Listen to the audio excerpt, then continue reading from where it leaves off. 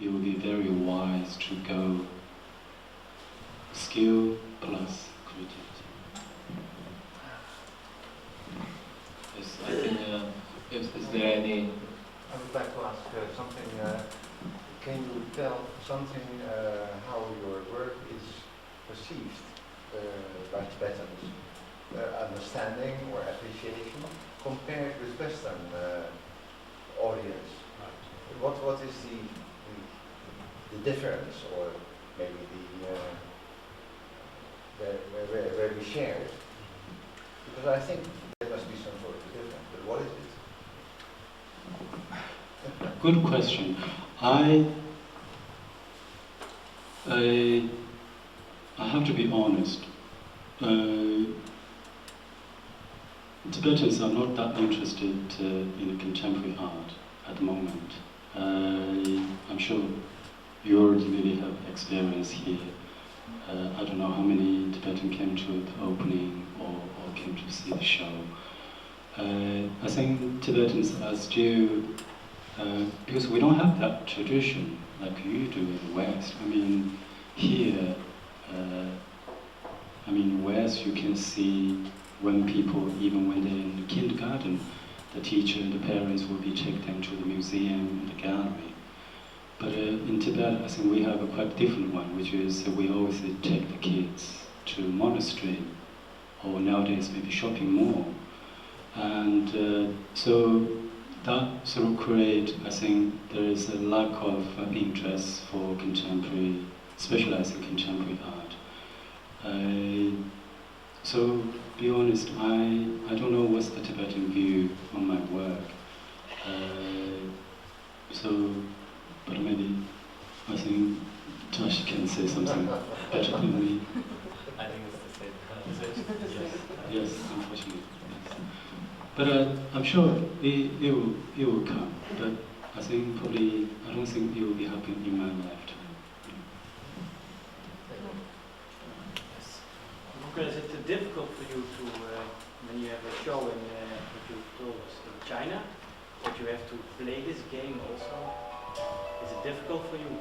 Because you referred also to the political situation in the 50s and the 60s, that the whole political situation was more serious, more serene, and now it's more like a game.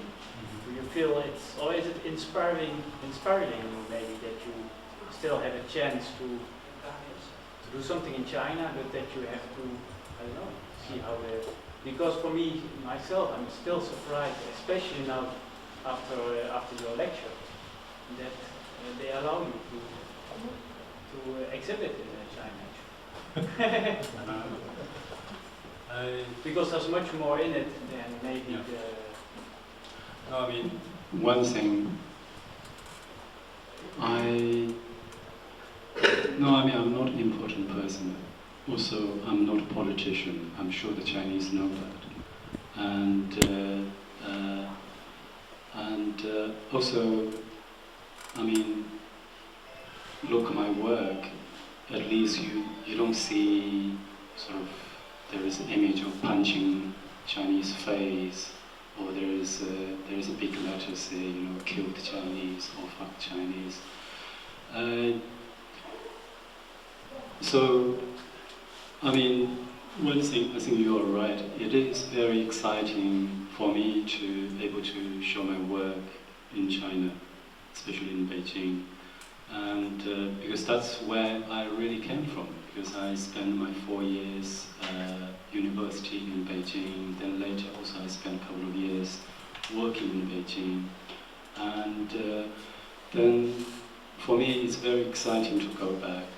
And also I think I always have this view, yes, we, the Tibetan and the Chinese, we have a problem. And then the problem is between Tibet and Chinese. And somehow, as a Tibetan, we have to go to them, not shouting far from them. I think you have to face the enemy. And then I think, for me to be able to bring my work to China, I mean, especially we showed the Shambhala screen print, big screen print in Beijing this time. And of course there is some sensitive area I was told I have to cover. And I'm quite happy to do that because I don't want to block that sort of channel for me to show my work into China. And so that's really my idea. I think as a Tibetan, if we really want to sort out the problem, we should talk to the Chinese. We should go to them. We should explain to them. We should listen to them. And also we should educate them. Because I think what's happening in China, especially with the young generation, is they are so lack of knowledge of Tibetan situation. I mean, the only information they have is information provided by the government. And except that, they don't know really anything else. So somehow if the Tibetans really want to change the situation in Tibet and all the relationship, we should make an effort to tell them what's really happening before 59, what's really happening after 59. Lots of Chinese, they don't know that. And so able to do that, I think, we should get engaged. And there is no other choice, I think. And especially, now, as everybody knows, China is changing. It's become a very powerful country. And in maybe 10, 15, 20 years ago, they might care what the Western say about Tibet, but not anymore. Somehow now the Westerns are really listen what the Chinese says, especially the government level. So in that situation, I think the Tibetan has to change their way of dealing Chinese, not just relying on the Western support. I think we have to go for that.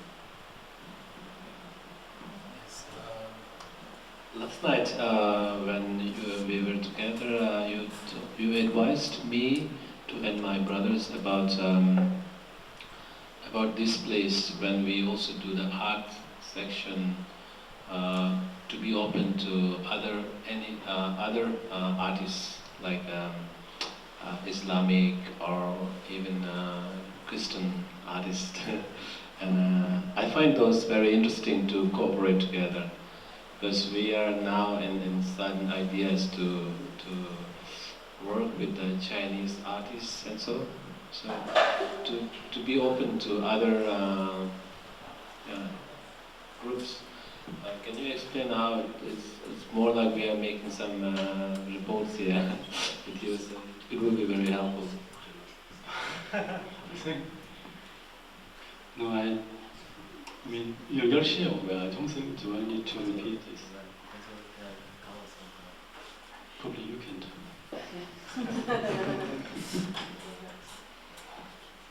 No, I mean, basically I was telling Tashi, it's amazing you have this space.